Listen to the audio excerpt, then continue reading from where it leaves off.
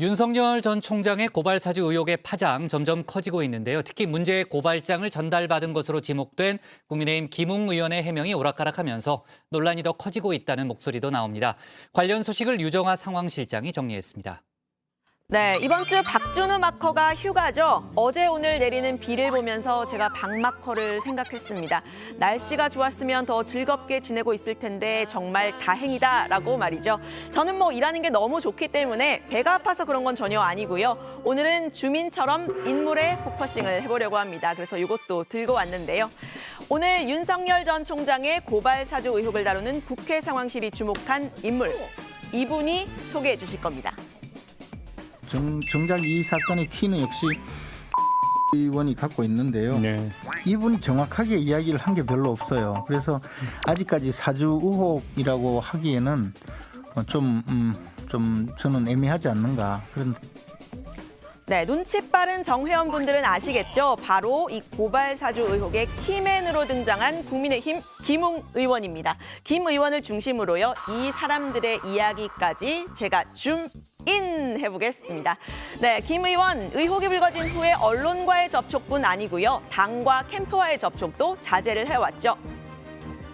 저희도 김웅 의원과 소통이 지금 원활하지 않은 부분이 있는데. 텔레그램으로 메신저를 보내봤는데 아예 읽지도 않으십니다. 네, 어제 다시 한번 입장을 밝혔는데요. 본인은 기억이 잘 안 나고 검찰이나 제보자가 밝힐 문제라고 한 겁니다. 그러면서 이렇게 말을 했는데요. 고발 사주라는 것은 실체가 전혀 없습니다. 또한 저는 잠적한 바 없고 일상적인 생활을 하고 있습니다. 잠적이라는 지나친 표현은 삼가주시면 감사하겠습니다. 네, 입장문을 낸 이후에 여러 언론과 인터뷰를 했는데 김 의원의 해명, 일단 공통된 부분은 이겁니다. 당시 제보와 자료는 대부분 당에 전달을 했다. 그리고 제보받은 대화창은 폭발을 했다.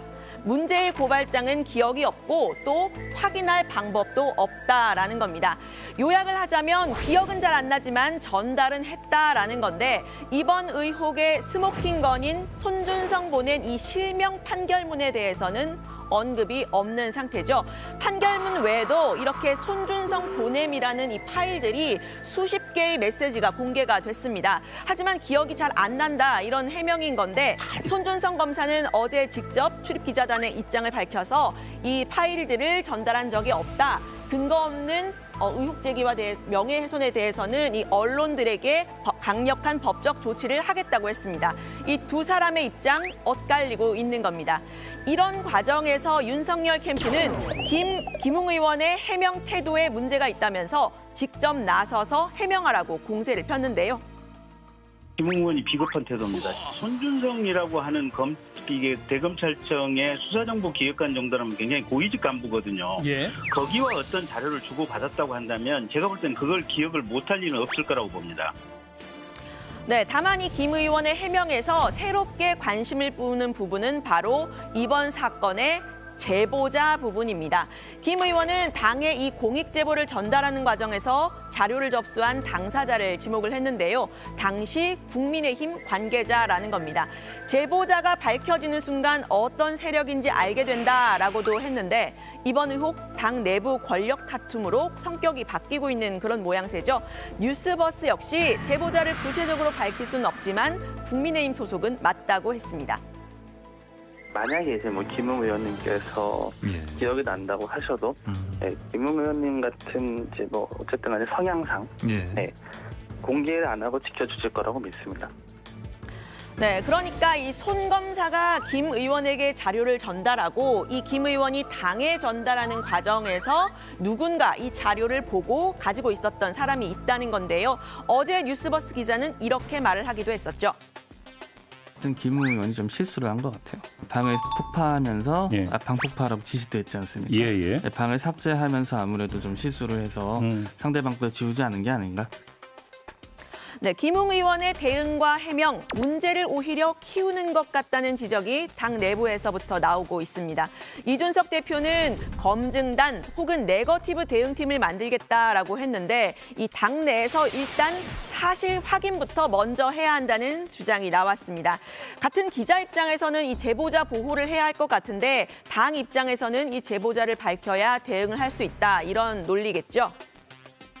검사가 전달을 했다는 것이기 때문에 제보의 문제가 아니라 수사 정보를 유출했느냐 또는 더 나가서 고발을 부탁했느냐 이런 문제인데 우리 당이 그냥 지금 이 상태에 그냥 넘어갈 수 있겠느냐, 이 문제를 내부적으로 좀 밝혀야 되지 않느냐라는.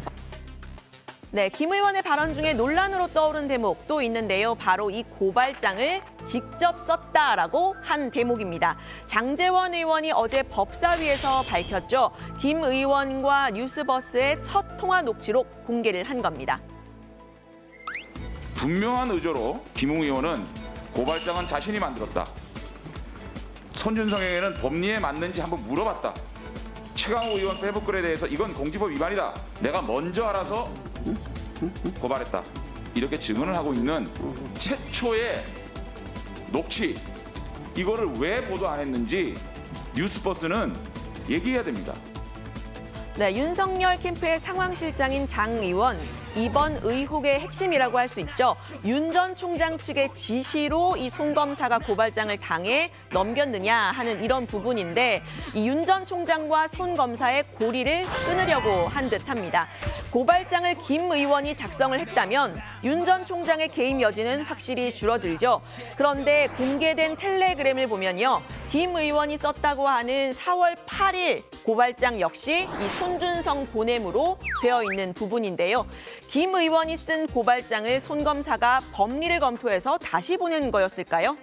게다가 김 의원이 현직 검사 신분인 손 검사와 이 법리 검토를 했다면 더 문제다 지적이 나왔습니다. 장제원 의원이 완전 바보 같은 자백을 했다. 오히려 김웅 의원이 더 깊숙이 관여해가지고 고발장 작성의 실질적인 기능적 행위지배라고 할 수 있는 공범의 어떤 행동을 했다라고 하는 거거든요.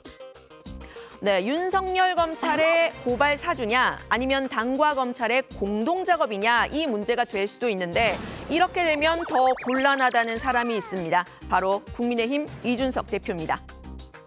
만약 소통해가면서 그런 걸 작성했다고 한다면은 이건 단순히 전달받은 것이 아니라 소통이 있었다 그러면 당이 더 곤란한 상황이기 때문에 윤 후보에게 책임은 좀 덜해질 수 있지만 당은 또 리스크가 있을 수 있다. 그래서 저는 더 철렁합니다, 지금. 네, 일단 김 의원은 한 언론과의 인터뷰에서 공개된 고발장은 내 스타일과는 많이 다르다. 나는 그런 식으로 쓰지 않는다라고 다시 밝혔는데요.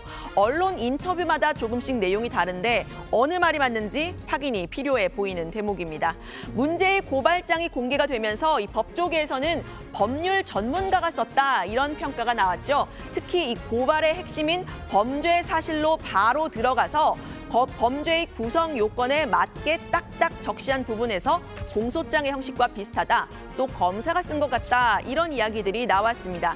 반면 윤석열 캠프에서는 검사가 썼다고 하기에는 아마추어적이라는 평가를 내놨죠. 어제 이 5,000자 분량의 반박 자료를 내놨습니다.